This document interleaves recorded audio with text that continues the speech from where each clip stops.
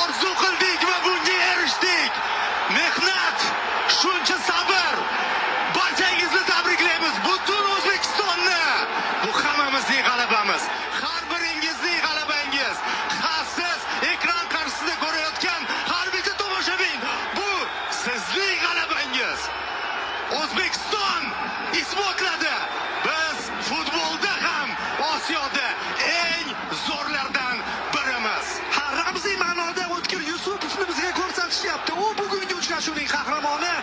Seyf bilan ham o'yinni saqlab qolish mumkinligini, jahon chempionati yo'llanmasini qo'lga kiritish mumkinligini O'tkir Yusupov darvozabonimiz hamma bir paytlar heyt qilgan, hamma o'z ichi nimadirlar gapirgan darvozabonimiz hozir ikkita penalti va uchrashuvning so'nggi daqiqalarida Abduvohid tabriklagani ketyapti. Qutqarib mundial ishtirokchisiga aylantirmoqda terma jamoamizni.